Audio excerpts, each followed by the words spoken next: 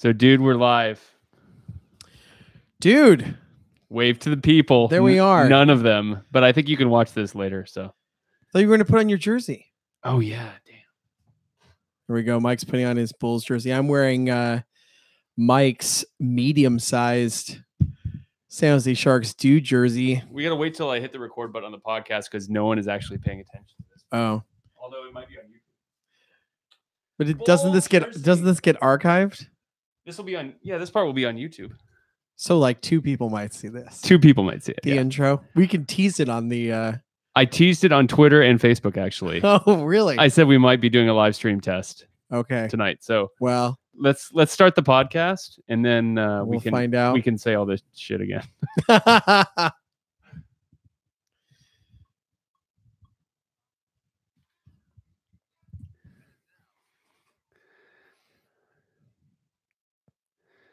Hey there, and welcome to the Dudes on Hockey podcast. I'm Mike. That's Doug. Dude, the Sharks are into cyberbullying. No, they're not. They traded them. They were into it for about 2 minutes. 2 minutes. Dude, before we get into this podcast, which is our pre-NHL draft podcast, we're live streaming. We're live streaming on YouTube, dude. I tweeted it like an hour ago. I realized there's no one actually watching at this point. But I wanted to try it just because it's summer. You got to try new things in the summer. Cheers, dude.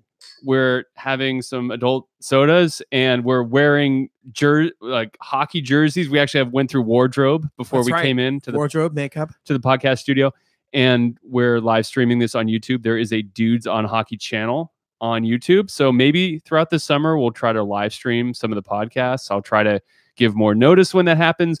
And really the main reason why I wanted to live stream is because you can take chat questions during, and there's other channels that I watch where people occasionally do live streams and people can submit comments and questions as we're recording. You can interact with your 10 viewers. Remember when we did that stupid Periscope? Oh, we did Periscope. Yeah, it was Periscope. I can't forget what it was called. Well, you know what? There were some things that were cool about it, but we definitely well, I had to record it on my phone. It was kind of a pain. This doing through the computer. This is high tech. Look at us. We're so high tech. We're on YouTube. Dude, shout out to the other dude, the third dude of our dude trio who's recovering from appendicitis. Yeah. The dude announcer who you hear before every episode and the end of every episode. Dude, Scott, we love you. Recover.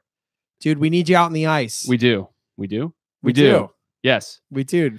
I texted him and he said his wife had to take care of 2 babies. Yeah, he used that line with me too. I guess if you've got a golden one, you gotta roll it out twice. I never repeat any of my jokes. Never, dude. Never heard that before. Never, ever. Well, speaking of repeating things, Doug Wilson's up to his old tricks. That's right. Hey, it's sort of like, hey, look over here. You won't notice what I'm doing. And he pulled it off again, where he somehow manages. Do we have someone interacting with us? Someone is interacting. They said, dudes, this is sweet. I love it. Well, I'm glad we have this interaction. It's really adding value. This is cool. Well, if they're seeing what we're doing live and they can ask questions if they want, and we'll certainly read their chat comments. 2 people watching, dude. Dude, get out of here. I know. Anyways, dude. It's amazing. If I told you that Doug Wilson was going to be able to trade Mikkel Bodker for 4 draft picks, dude, what would you have said to me? I would have asked that you'd lay down and perhaps put a cold compress on your head because you clearly were delirious, possibly from heat stroke. Or had been on the wrong medications. Well, then what if I said this? He had to trade Mikkel Bodker, an AHL defenseman who had slipped far down the depth chart, and a 6th and a 7th for 4 draft picks that were higher than those 6th and 7th. I would be at least pleasantly surprised, if not shocked. I mean, that's a good haul. Yeah, it happened, dude. It happened.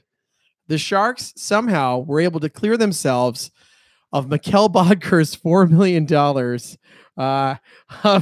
of cap space. Someone say we're looking good. Yeah. I like it. Well, cheers to you. More music. Okay. Cheers to you. Cheers to you. Thank you. They cleared the $4 million of cap space, dude. It's gone. Mikkel Bodker's gone. I know. Who is essentially useless. We tried to dress him up, dude. We tried to put lipstick on him. It wasn't really. We convinced ourselves at least that he was mildly useful. He was mildly useful, but at $4 million, he was an anchor yes. on the salary cap situation. So he's gone. Yeah, dude, he's gone, and the Sharks now have added to their draft pick cupboard, which was a little bare, but now they have some more pieces to work with in order to acquire talent via trade, and also to chase down some pretty big fish in this offseason where the Sharks are even more well-positioned than they were a couple days ago to try and strike and land either the pipe dream of JVR or somebody else. I mean, it's a great move, dude. There's another big piece of news that happened today, which really sort of affects this whole situation. But let's cover the trade before we get to that, dude. So the Sharks traded for Mike Hoffman, right, who has scored over 20 goals the last 4 seasons. Sure. Yet the Sharks chose to flip him. Why? Why is the question, dude? Well, I didn't really know. You know why? I know this. I know why because I researched it today, but I can't say all of our listeners immediately went to TSN and poured the archives. Would you like to explain why? I think you should explain, dude. It's pretty awful, actually, dude. I mean, so apparently and this is all in the court of public opinion, right? Yep. But apparently Mike Hoffman's fiance is accused of cyberbullying Erik Karlsson's wife. Yes. And essentially trolling her. Yes. After the death of their child. Right. That was the shock. It's one thing to troll somebody online, which happens every day in every way, everywhere in this country and across the world. But to troll somebody over something as heartbreaking as that, my jaw dropped when I read that. Like, she made some nasty comments about, and which apparently from what I have read, that the Senators players and their wives and significant others have all sided with the Karlssons. Yes. And some have even posted their own posts. There's a post from Kyle Turris's wife or girlfriend who doesn't even play for the team anymore saying, good for you for sticking up. And this is too far. And, you're so brave, etc. A very toxic situation in Ottawa. Very toxic situation. I mean, Mike Hoffman had to go, and he's come out and defended her and said, this is 150% not us, is what he said. Right. So I don't know whether it's true or not. That's what Brian Colangelo said too. You're right. So, clearly the Senators had to choose, and they chose Erik Karlsson. Of course you choose Erik Karlsson. Okay. And they traded away a 60-point NHL left wing forward who scores goals, which is not easy to find. Essentially the same stats as Evander Kane, making $2 million less. And the Sharks got him. Now, my initial reaction when this happened was, oh my God, we just got a talent, like a major talent. And I was like, oh my God. Oh, and then the baggage that comes with this is terrible. And how can the Sharks, in what I would assume to would be a PR nightmare, how can they justify this? Right. And I thought it was odd that when the trade went down, there was a statement by the Ottawa GM instantly about how much they love Mikkel Bodker. Nothing from Doug Wilson, nothing. And that's not normal. Usually they make a statement through the team. There was nothing. I was like, okay. And then, a short time afterwards, it's announced that he's flipped to Florida for a set of draft picks. So the goal here was what? Not to acquire the talent, which, aside from this, dude, if all this other stuff wasn't happening, we could have never gotten him for Bodker, that's true, Bergman, and a pick. Of course. Never. This guy, he would have fetched a first. He would have fetched Chris Tierney. He would have fetched, a major impact off our roster to get a player like this. So you can't get a Mike Hoffman unless it's damaged goods, and Doug Wilson able to take out his trash and get something for it. And bravo. Yeah. Really. Amazing. It's too bad that they weren't able to get the player and the player alone without the Right. baggage. But I heard Kevin Kurz refer to, I think at least a couple of times, that the Ottawa GM will be mad at Doug Wilson because he flipped him. I don't quite understand that story in full. So because maybe the Ottawa GM would have rather have had the picks that the Sharks got. I don't know. So this is the other part of the story that I heard, was that Dale Talon had asked and wanted to trade for Mike Hoffman, and that the asking price was significantly different. Like it was a high asking price, even as early as a couple of weeks ago. Okay. And that supposedly it was because Ottawa did not want to trade him within the conference. Oh. So they traded him outside the conference, and then for nothing. I mean, for nothing. They gave him away. Yeah, I mean, like they gave him away for Mikkel Bodker. Yeah, I mean, like I don't know, maybe Bodker's going to revert back to the 50-point forward that he was when he played for Arizona and the Avalanche, right? Maybe. But I say doubtful. And so then would the Senators have looked better if they had traded him to Florida for the package the Sharks got? Probably. Yeah, there's no question. Yeah. I mean, everybody that I've read that's evaluated this trade has given them an F or a D, saying they really screwed up. Ottawa really blew it. And they ate cheese large on this trade. They blew it. And so now they're mad at Doug Wilson, which I don't. Well, I don't know that they're mad at Doug Wilson, but I don't know, but maybe they should be. I guess, I don't know. They didn't want him to go to the conference, and then Doug Wilson turned around and traded him to the conference. Well, too bad. Right. Well, Doug Wilson had no intention of keeping him. Right. I think he only made the trade because he knew Dale Talon wanted it. Oh, yeah, of course. I think that's right. I think he was he was the middleman. Right. Absolutely. He was the fence. He was the fence. He fenced the stolen goods, almost literally. He did. He stole Mike Hoffman. Yeah. And his, felon fiance. And then he opened his jacket, and there was Mike Hoffman inside with a bunch of fake watches. Yeah. And then Dale Talon chose Mike Hoffman. Yeah, but you got to take this cyberbullier with him. Take them both. Oh man, that is a tawdry story. Well, dude, it's the Florida Panthers problem now. Yeah, it is. And for them on paper, I mean, Mike Hoffman, for a team that almost made the playoffs, I mean, they were so close to making the playoffs last year.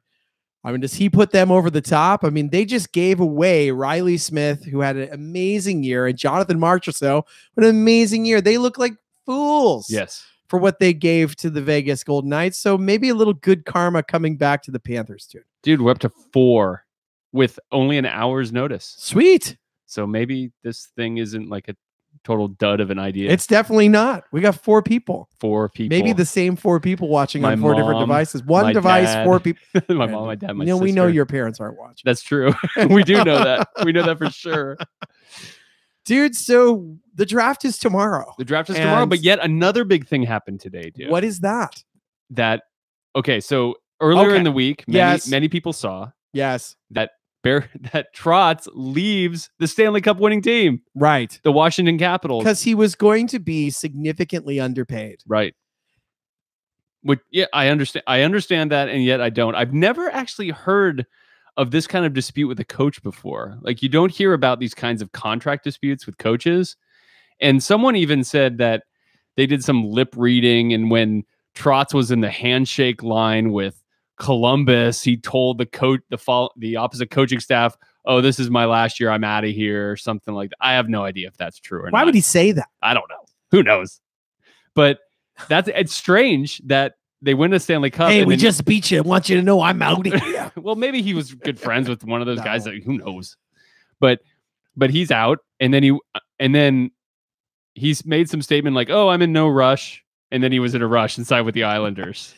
Well, they made him like one of the top 5 highest paid coaches in the NHL. Right. I did not know that this was well, I mean, if you're going to offer me millions of dollars, I'm going to take it. So that's the situation. So the whole 45 minutes we spent on Tavares last week seems a little moot at this point, because I've certainly read several things over the past few days, and you can certainly say that this coaching move cements it. We had a little difference of opinion in the comment thread from last week's show about whether Lou Lamoriello is a actual drawing point for Tavares or not. We Right. thought probably not. He might even be more interested in going with a guy like Kyle Dubas in Toronto, Right. but not everybody agreed with us on that. Okay. So assuming maybe there is some truth to that, and now they have a Stanley Cup winning coach coming in, this certainly looks like a play for Tavares. Sure. Right. And some other things I've read over the last couple of days say Tavares is leaning towards staying. It's a smart move. I mean, is it though? Well, ownership is doing. They have to try and get him to stay. I mean, or they've completely fumbled this. If they thought he was going to leave, they would have traded him at the deadline. Oh, a smart move by ownership. Yes, I agree with you. Oh no, by ownership. Yeah. I mean, for Barry Trotz, I think he won the cup, and this is his chance to double his salary. If you're Washington, I don't know, rip up the contract and give him a new one. Like, I mean, I think they're the ones that look dumb. Right. Like, I don't know if there's rules about that. I guess there isn't a collective bargaining agreement with coaches, so they can just tear it up. Right. I guess I don't know, but or give him an extension.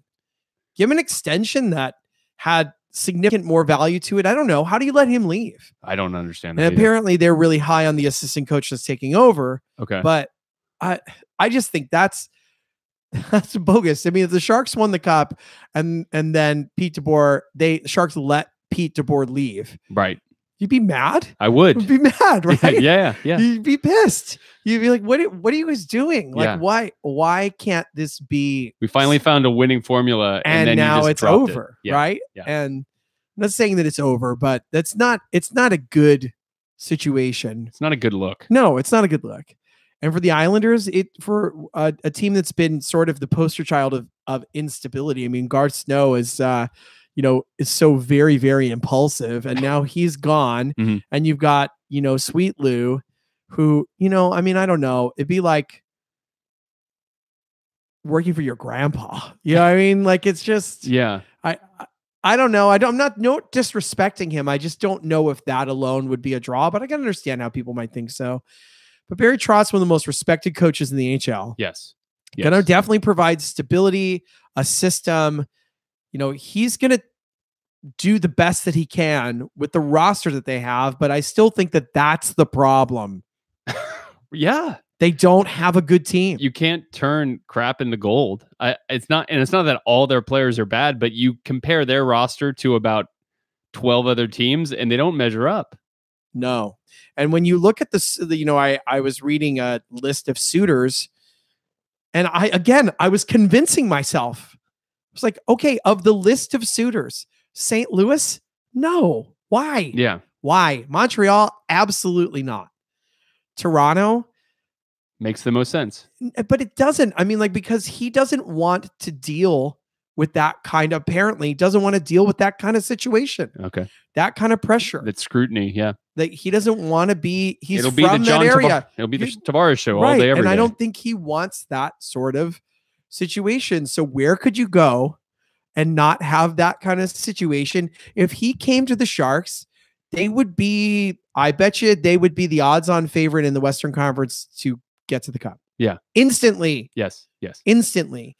And would he be the first one that they'd come to in the dressing room? No, they'd go to Joe because he'd have no shirt on. That's right. Right. And he, especially if someone scored almost 4 goals, because they got to ask him about that again. I think that this is a long shot, dude, but I was convincing myself. I think it got a lot longer today. Got longer.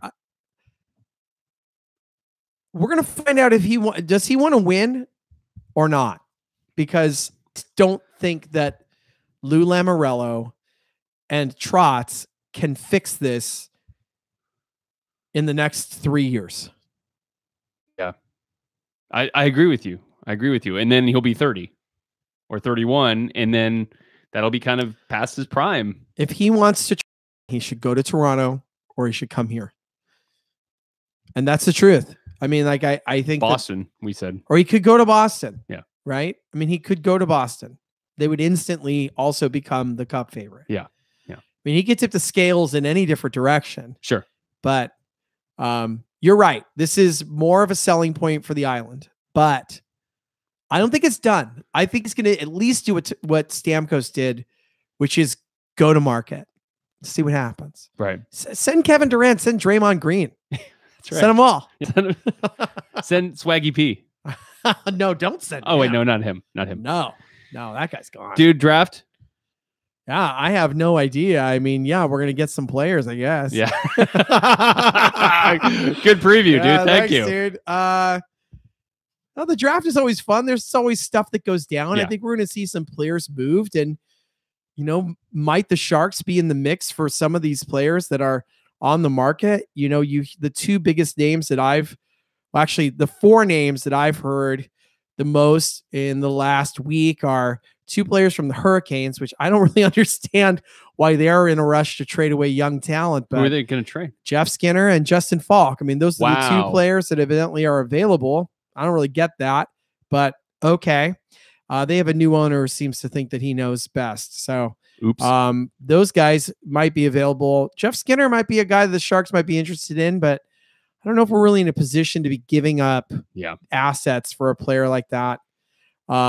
Ryan O'Reilly. Yeah, that's the big name I've been reading is about. the big name, but also I don't know if the Sharks have the assets to give up to acquire a player like that. They're going to want a lot. And, they just sort of got Doug Wilson too, right? So I don't know if that's going to be the one that I think is interesting, if it's real and this player is actually available, is Max Pacioretty. Yeah, I heard he's available too. I read that. Because I don't think that that's necessarily just like a talent move. I think that also is a money move. And if he could be acquired for less than value, because they need to drop salary, or they're looking to change things up, could the Sharks absorb the full salary of Max Pacioretty and get a player like that, a scorer like that, who didn't have a great year last year, right? Montreal didn't have a great year at a discount, a discount. Like, can you get a discount guy?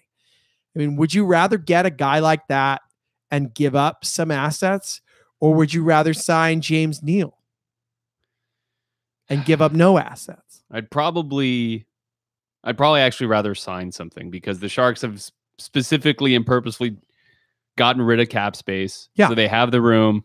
A lot, people, at least, I was reading the recap of Kurz's, chat or Q&A, that it seemed like every hockey writer on The Athletic did a Q&A in the last few days. Yeah. And he said, some of these guys, Ryan O'Reilly, like, Buffalo's going to want Timo Meier, Right. And it's that's like, not, and Montreal might want Timo Meier. It's like, do you want to trade Timo Meier for Max Pacioretty? No, I do not. No, I do not want that. I don't think that's the road that this is headed down. I think Doug Wilson would overpay a James Neal before he would. Yes, exactly. Give up the young players that. I mean, Timo Meier could score 30 next year. Sure. Without question. Yeah, no question. He might have 9 assists. He might have 9 goals. It's like, it could go either way. I think he's trending definitely in the right direction. The Sharks aren't looking to give up. You're right. Their young players. I think that that's part of the selling point when you're trying to recruit some of these guys and say, hey, look, we committed last year to giving these guys a chance, and the majority of them responded. Right. They responded. They played well. They picked up the slack for Patrick Marleau. Right. And we're in a good spot that if Tavares or JVR or James Neal, these guys who in their late 20s, early 30s come here, you go, hey, this isn't just set up to be like a 1-year good time. Right. Set up to be a good 3 or 4 year run with some all-star players in their prime. Right.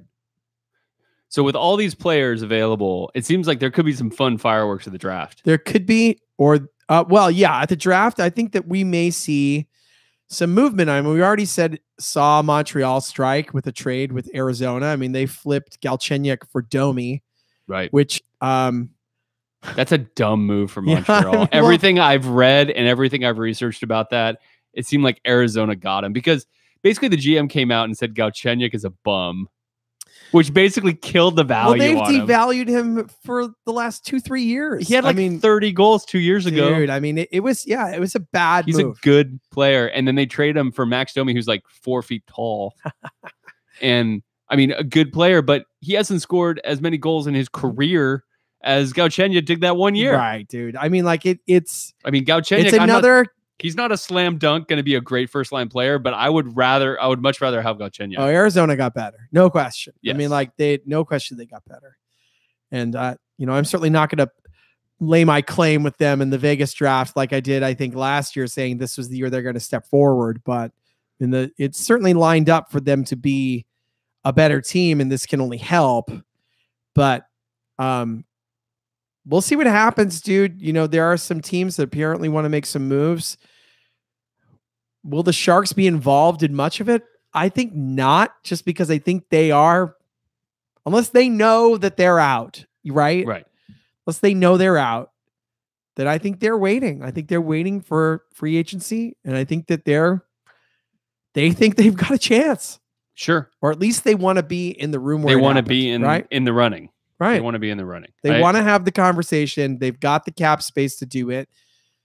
And, and the other part of the question is, well, what about Joe Thornton? Well, I'm sticking to my theory. I think that there is an agreement with the Sharks. Hey, because that 1 year, $8 million contract was ridiculous. Yes. In retrospect. It's ridiculous. Yeah. So, okay, we'll give this to you this year, but so next you got year, your $8 million last year. This year, you're going to do us a solid. Yeah, that's right. And I think he will. Right. Because by all accounts, he either wants to play for the Sharks or not play. Right. Oh, I think they're going to offer him something. I'm sure. I'm 95% sure they're gonna hammer out something, and it'll be a reasonable deal. Curse isn't like $5 million or less. I think it'll be. I'm hoping well under that. It should be way less than that. Well under. So yeah. Anyway. I mean, I think he should do us a mega solid. Yeah. If he wants to put together the best team, then I think he's all about that. Yeah. Yeah. He's not going to be like, no, don't get Tavares, pay me. Right. That's not Joe Thornton. No. I mean, I think he knows what the plan is. He's been aware of it, and we'll see what happens. The Sharks are positioned to definitely add a significant piece here, which we thought for about 2 hours was Mike Hoffman. Well, see, I think I was actually in a work meeting, so I missed the short Mike Hoffman era of the Sharks. So I just saw the two trades at the same time. I experienced the Mike Hoffman era. I was super confused, and I explained it to my wife, and she found the move to be distasteful. Yeah. And I was like, oh yeah, well, yeah. I was like, oh babe, but he scored like 56 points last year.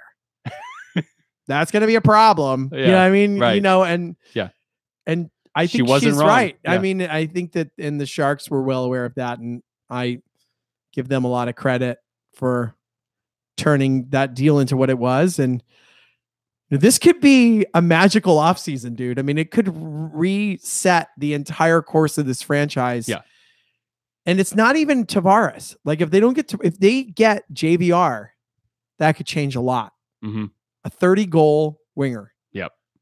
You have a full year of Kane and JVR. And, I think that Kurz, whose work has improved by a million times on The Athletic. Agreed. I enjoy reading his what he writes, and it's certainly less news and more insight. Yeah, it must be such a grind to have to like file a story after every stupid game. Yeah, and he's free of that now. Right.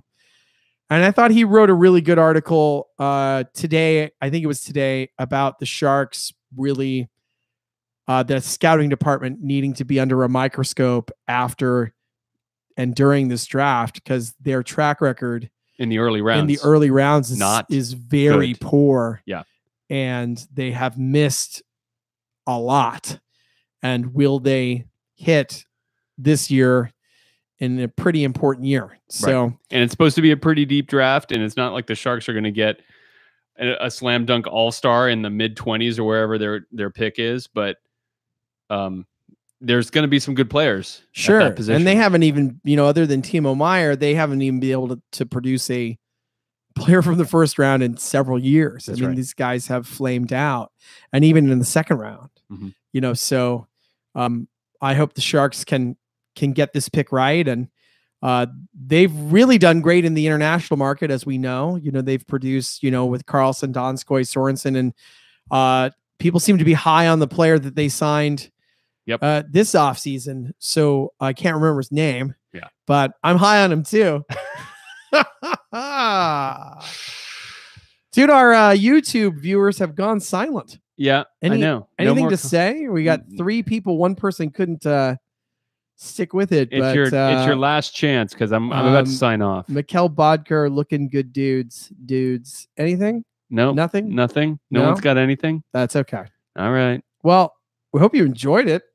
This is fun, dude. This is fun. It sort of spruces it up in the off season. We'll see if it sticks around. As you said, I watched the recent Real Sports with the guys who do the soccer podcast, which I didn't know about, but I had heard the name, but I'd never watched it. Oh, it's entertaining, dude. I might have to watch it because I do like me some football. And I don't know, just gave me an idea. Let's try something new. Let's do this.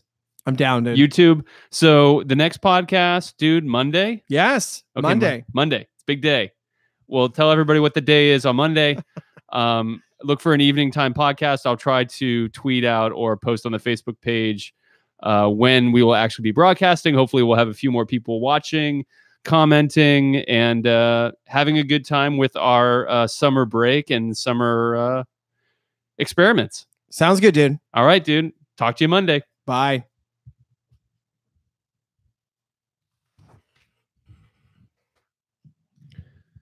Thanks for tuning in, everybody. Hey. Yeah. Thanks. Later, guys.